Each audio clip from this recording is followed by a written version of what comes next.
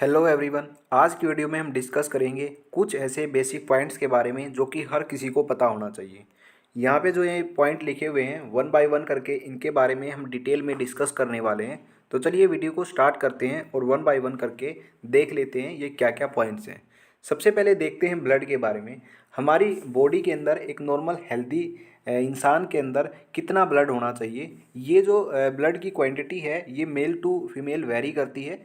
Mails के अंदर थोड़ा सा ज़्यादा ब्लड होता है एज़ कम्पेयर टू फीमेल्स। तो मेल की अगर मैं बात करता हूँ इसके अंदर नॉर्मल जो ब्लड की जो रेंज है वो होती है 5 से 6 लीटर। तो ये नॉर्मल रेंज होती है। फीमेल के अंदर 4.5 से 5.5 लीटर ये नॉर्मल रेंज होती है। देखिए ब्लड के अंदर हमारा जो ब्लड होता है उसके अंदर 3 तरीके की सेल्स पाई जाती हैं। पहली जो सेल होती है वो होती है आरबीसी, दूसरी जो सेल होती है वो होती है डब्ल्यूबीसी और तीसरे टाइप की जो सेल होती है वो होती है प्लेटलेट। ठीक है, तो 3 तरीके की ये सेल्स हैं जो हमारे ब्लड के अंदर मिलती हैं। आरबीसी का मतलब होता है रेड ब्लड सेल्स और डब्ल्यूबीसी का मतलब होता है वाइट ब्लड सेल्स और तीसरी तरीके की जो सेल है वो है प्लेटलेट। तो हमको ये भी पता होना चाहिए कि हमारे ब्लड के अंदर आरबीसी की कितनी संख्या है, डब्ल्यूबीसी की कितनी संख्या है और प्लेटलेट की कितनी संख्या है। तो इनके बारे में भी थोड़ा सा डिस्कस करते हैं। तो सबसे पहले बात करते हैं आरबीसी के बारे में। देखिए नॉर्मल जो रेंज कितनी होनी चाहिए, कितनी आरबीसी की जो संख्या है वो एक नॉर्मल हेल्दी इंसान के अंदर होनी चाहिए। अगर मैं मेल की बात करूँ तो 5.5 मिलियन आरबीसी, इतनी आरबीसी बॉडी में होनी चाहिए एक नॉर्मल हेल्दी इंसान के अंदर। अगर फीमेल के अंदर बात करूं तो जो नॉर्मल आरबीसी काउंट है फीमेल के अंदर वो है 4.5 से 5 मिलियन। ठीक है, डब्ल्यूबीसी की कितनी संख्या होनी चाहिए, वो होनी चाहिए 6,000 से 8,000। तो नॉर्मल डब्ल्यूबीसी काउंट होता है 6,000 टू 8,000। ठीक है, प्लेटलेट 1.5 लाख से 4 लाख ये नॉर्मल रेंज होती है। हमारे ब्लड के अंदर जो प्लेटलेट होती हैं वो 1.5 से 4 लाख के बीच में पाई जाती हैं। अब थोड़ा सा ये बात करते हैं कि आरबीसी जो है उनकी संख्या कब घटती है, यानी कि कौन सी ऐसी बीमारी होती है जब आरबीसी की संख्या घटती है और डब्ल्यूबीसी की कब घटती है और प्लेटलेट की कब घटती है। सबसे पहले तो मैं प्लेटलेट का एग्जाम्पल लेता हूँ। प्लेटलेट डेंगू के अंदर घटती है। अगर किसी व्यक्ति को डेंगू हो गया है तो वहाँ पे उसके अंदर जो प्लेटलेट की संख्या है वो घट जाएंगी। ठीक है, ये जो बात है ये आप सबको ऑलमोस्ट सबको पता होगी। ठीक है, और जो नॉर्मल रेंज है वो है 1.5 लाख से 4 लाख। जैसे ही किसी व्यक्ति को डेंगू हुआ तो 1.5 लाख से नीचे उसकी जो प्लेटलेट की संख्या है वो आ जाती है। ओके, डब्ल्यूबीसी की बात करूँ तो डब्ल्यूबीसी जो काउंट है वो डिक्रीज होता है अगर किसी व्यक्ति को एड्स है तो वहाँ पे डब्ल्यूबीसी की संख्या घट जाती है। अगर किसी व्यक्ति को मलेरिया हुआ है तो वहाँ पे आरबीसी की संख्या उस व्यक्ति के अंदर घट जाती है। तो तीनों ही सिचुएशन में मैंने आपको बताया है कब आरबीसी घटती हैं, कब डब्ल्यूबीसी घटती हैं और कब प्लेटलेट घटती हैं। तो ये भी आपको याद होना ज़रूरी है नॉर्मल रेंज के साथ साथ। तो रेंज तो आपको पता होनी चाहिए कितनी कितनी संख्या सेल की होती है और ये भी पता होना चाहिए किस बीमारी में कौन सी घटती है। ठीक है, तो आगे बात करते हैं हीमोग्लोबिन की। तो हीमोग्लोबिन कितना होना चाहिए, मेल और फीमेल में ये वेरी करता है। मेल में 13.5 से 17.5 ग्राम इतने ग्राम होना चाहिए और फीमेल के अंदर 12.5 से 15.5 ग्राम होना चाहिए। तो ये नॉर्मल रेंज होती है हमारे हीमोग्लोबिन की। हमारी बॉडी के अंदर जो हीमोग्लोबिन होता है, ब्लड के अंदर जो हीमोग्लोबिन होता है, उसी की वजह से हमारा जो ब्लड है वो क्या होता है, लाल दिखाई देता है। ठीक है, अगर मैं आपको एक इंटरेस्टिंग पॉइंट मैं आपको बताऊं तो देखिए, चलिए मैं आपको बता ही देता हूं। हमारी बॉडी में 3 तरीके की सेल थी, आरबीसी, डब्ल्यूबीसी और प्लेटलेट। प्लेटलेट का काम होता था ब्लड क्लोटिंग का, यानी कि अगर कहीं पे चोट लग जाती है, जैसे कि आपने अपनी फिंगर पे क्या किया, सुई के साथ प्रिक किया तो वहाँ पे आपका खून आएगा, थोड़ा सा खून आएगा तो कुछ सेकंड के बाद वो खून क्या है, आना बंद हो जाएगा, यानी कि वहाँ पे थक्का बन गया है। ठीक है, तो ये बॉडी का मैकेनिज्म है, जहाँ से भी खून निकलता है वहाँ पे ऑटोमेटिक क्लोटिंग हो जाती है, ब्लड थक्का बना देता है तो प्लेटलेट बनाता वो। ठीक है, तो प्लेटलेट जो ब्लड के अंदर होती है वो क्लोटिंग का काम करती है, तो ब्लड क्लोटिंग का काम प्लेटलेट का होता है। और बॉडी के अंदर जो डब्ल्यूबीसी प्रेजेंट होती है उनका काम होता है हमारी बॉडी को इम्यूनिटी प्रोवाइड कराना। ठीक है, अब जो आरबीसी बच गई है, ठीक है, आरबीसी आरबीसी का काम होता है, आरबीसी मतलब रेड ब्लड सेल्स, इनका काम होता है ऑक्सीजन को कैरी करना, यानी कि ये ऑक्सीजन को लेके जाएंगी और जहाँ पे ऑक्सीजन की ज़रूरत है बॉडी के अंदर वहाँ पे सेल्स तक पहुँचा देंगी। ठीक है, तो आरबीसी एक ऑक्सीजन कैरियर का काम करती है। अब मैं आपको एक इंटरेस्टिंग पॉइंट क्या बता रहा था कि हीमोग्लोबिन और आरबीसी के बारे में बता रहा था। एक्चुअल में जो हीमोग्लोबिन है वो कहाँ प्रेजेंट होता है वो मैं आपको बताता हूँ। देखिए ये एक आरबीसी होती है, ये मैंने एक आरबीसी बनाई है। इस आरबीसी के अंदर बहुत सारे हीमोग्लोबिन के मॉलिक्यूल होते हैं, ठीक है, बहुत सारे हीमोग्लोबिन के मॉलिक्यूल यहाँ पे भरे हुए होते हैं। और अगर मैं स्पेसिफिक बात करूँ कितने मॉलिक्यूल भरे हुए हैं, तो एक आरबीसी में 280 मिलियन, समझ रहे हो, मिलियन कहा मैंने, 1 मिलियन यानी कि 10 लाख, तो 280 को 10 लाख से मल्टीप्लाई करो, इतने मॉलिक्यूल इस एक आरबीसी में भरे हुए होते हैं, ठीक है। तो जो ये आरबीसी है इसका काम ऑक्सीजन कैरी करना होता है, ओके। और आरबीसी के अंदर जो हीमोग्लोबिन होते हैं ना, उनकी वजह से जो ब्लड है वो रेड दिखाई देता है, ठीक है। आपको पता चल गया होगा क्यों दिखाई देता है, क्योंकि 280 मिलियन एक आरबीसी के अंदर भरे हुए, सोच सकते हो आप, इमेजिन करो, जस्ट इमेजिन, केवल एक आरबीसी बोला है मैंने, एक आरबीसी में इतने मॉलिक्यूल आरबीसी के सॉरी हीमोग्लोबिन के एक आरबीसी में होते हैं, ठीक है। अब हीमोग्लोबिन का क्या काम होता है, देखिए आरबीसी का जो काम है वही हीमोग्लोबिन का। एक्चुअल में आरबीसी है ही क्या, आरबीसी एक हीमोग्लोबिन से भरा हुआ थैला होता है, ठीक है। जो एक हीमोग्लोबिन का मॉलिक्यूल होता है ना, वो 4 ऑक्सीजन मॉलिक्यूल्स को कैरी कर सकता है। यानी कि एक आरबीसी के अंदर 280 मॉलिक्यूल है, उनमें से जो एक मॉलिक्यूल है हीमोग्लोबिन का, हर एक मॉलिक्यूल हीमोग्लोबिन का वो 4 ऑक्सीजन को अपने साथ बैठा के ले जा सकता है, ठीक है। तो ये ऑक्सीजन कैरियर का काम करता है, जहाँ भी ज़रूरत होगी वहाँ पे ले जाएगा। तो सोचो, जस्ट इमेजिन करो, एक आरबीसी में 280 मॉलिक्यूल हैं हीमोग्लोबिन के, और एक हीमोग्लोबिन अपने साथ 4 ऑक्सीजन मॉलिक्यूल कैरी कर सकता है, तो 280 जो मिलियन मॉलिक्यूल हैं वो कितने कैरी कर सकते होंगे, ठीक है, जस्ट इमेजिन। तो ये इंटरेस्टिंग जो पॉइंट है ये मैंने आपको बताना था। तो आगे बात करते हैं ब्लड प्रेशर की। कितना ब्लड प्रेशर होना चाहिए, देखिए नॉर्मल जो ब्लड प्रेशर है वो होता है 120/80 mmHg, ठीक है।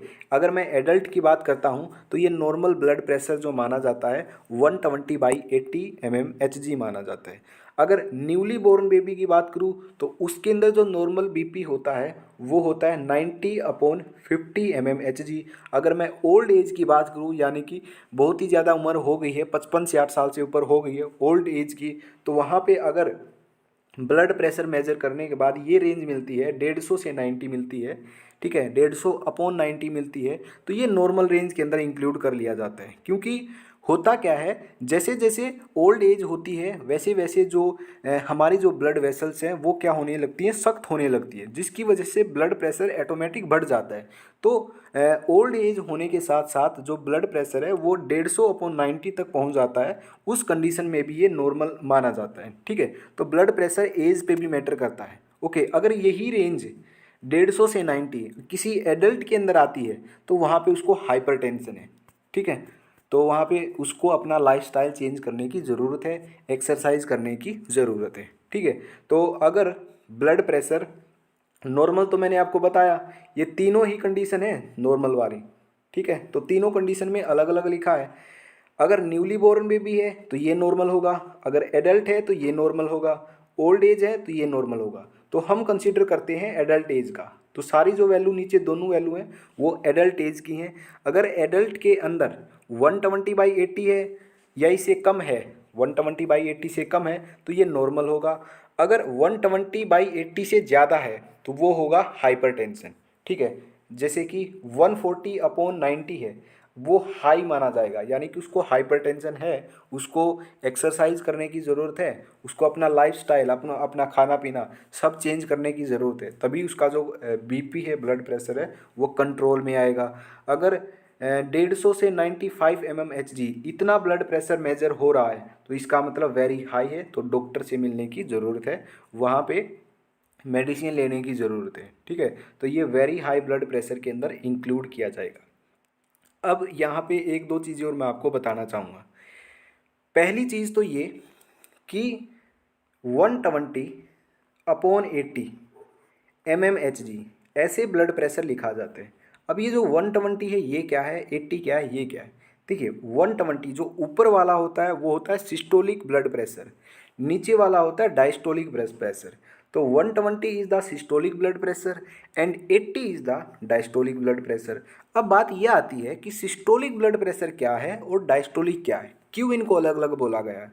देखिए, जब हमारा जो हार्ट है जब वो कॉन्ट्रैक्ट करता है ना, तो ड्यूरिंग कॉन्ट्रैक्शन कितना ब्लड प्रेशर है, वो होता है सिस्टोलिक।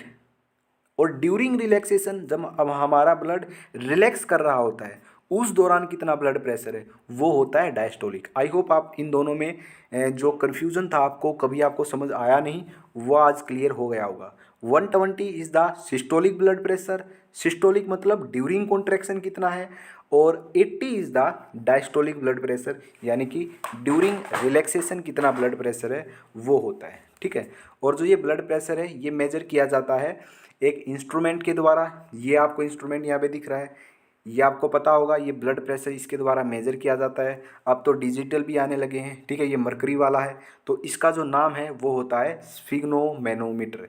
तो जिस इंस्ट्रूमेंट के द्वारा ब्लड प्रेशर मेजर किया जाता है उसका नाम है स्फिग्नोमेनोमीटर। तो ये जो इंस्ट्रूमेंट का नाम है ये भी आपको पता होना चाहिए।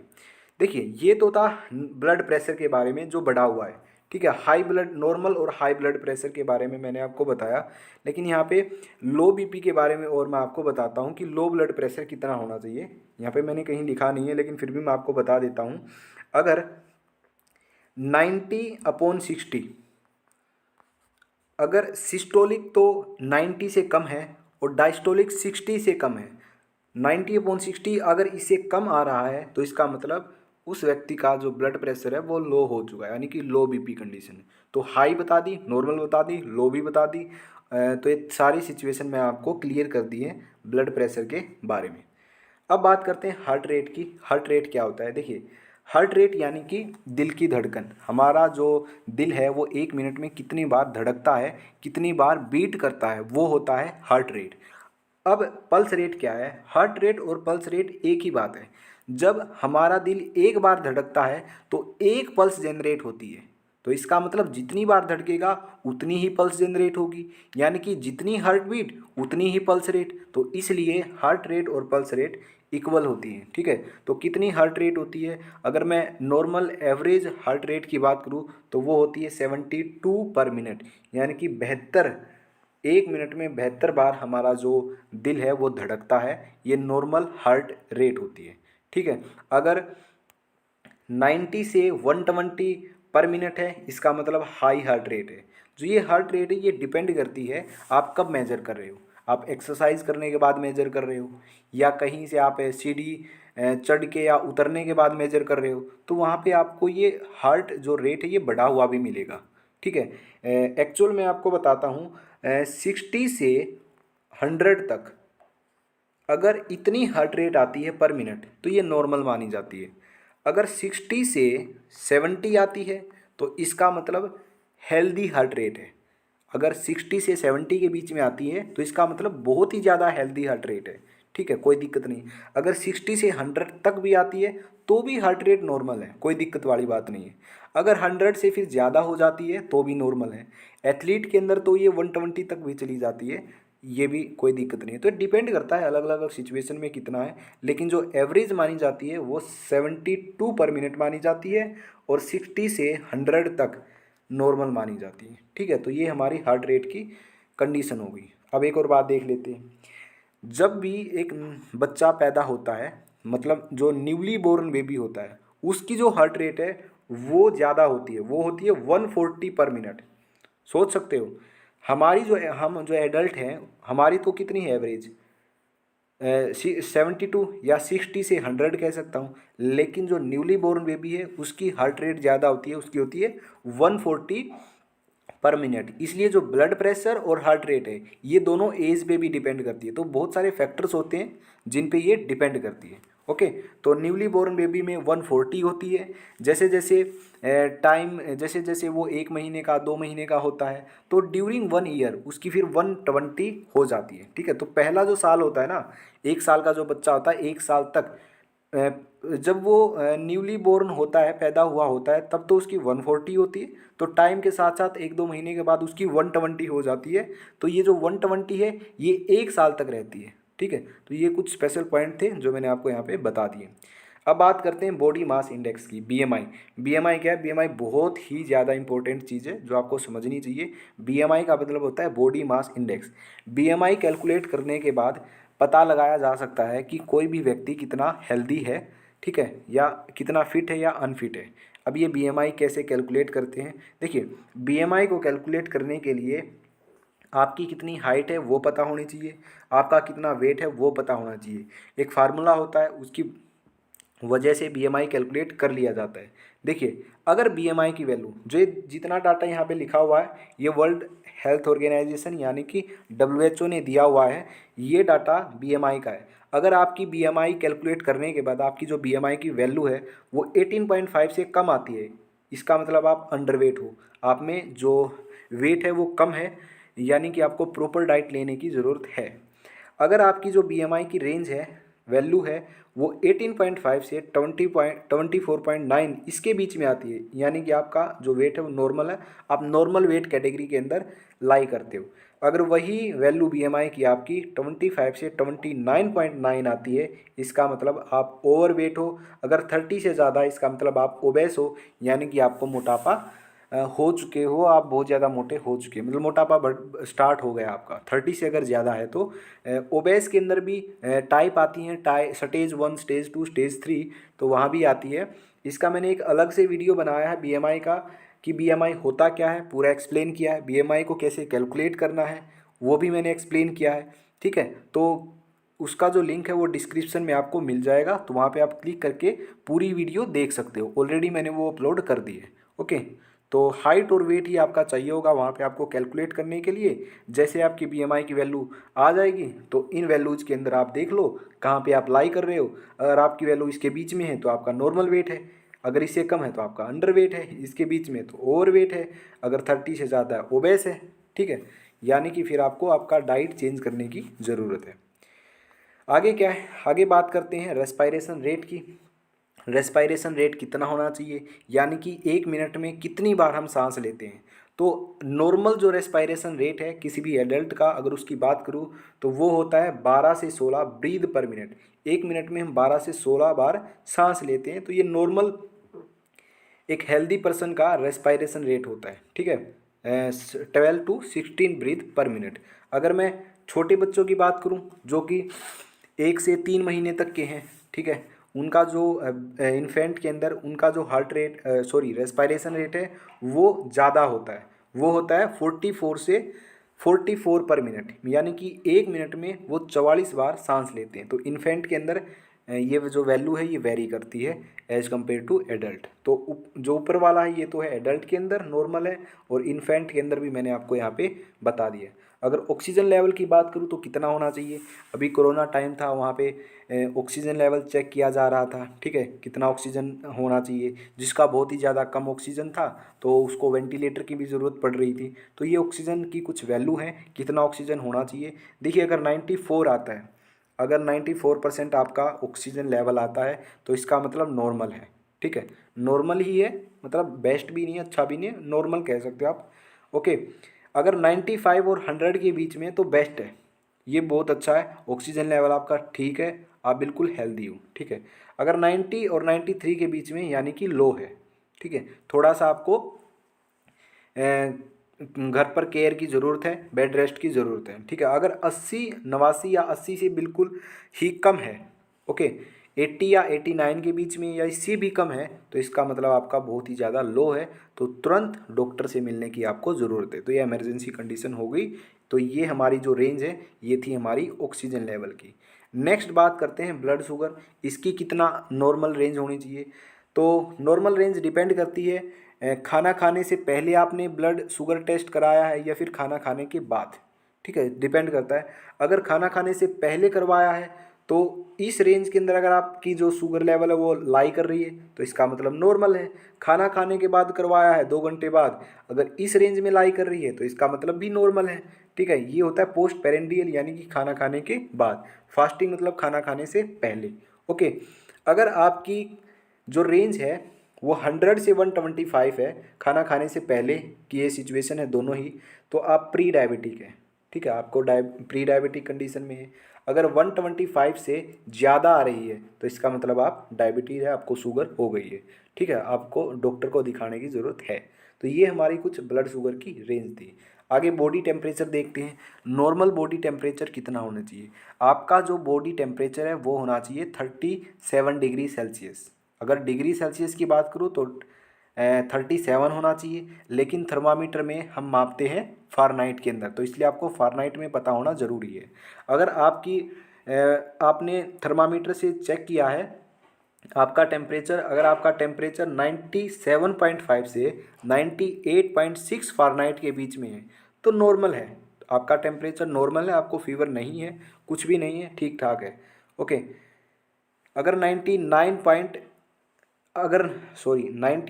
फ़ारेनहाइट है तो लो फीवर है, ज़्यादा फीवर नहीं है लेकिन थोड़ा थोड़ा फीवर है। ठीक है। अगर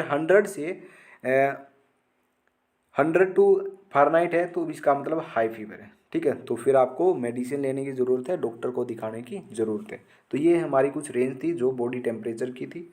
आई होप आपको ये जितने भी पॉइंट्स है ये आपने कॉपी में नोट कर लिए होंगे और लिख लिए होंगे। ठीक है, और ये आपको समझ भी आया होगा जितने भी नॉर्मल रेंज है क्या है।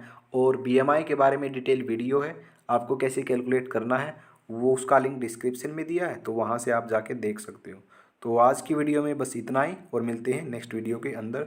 और प्लीज़ कमेंट करके ज़रूर बताइए ये वीडियो आपको कैसी लगी।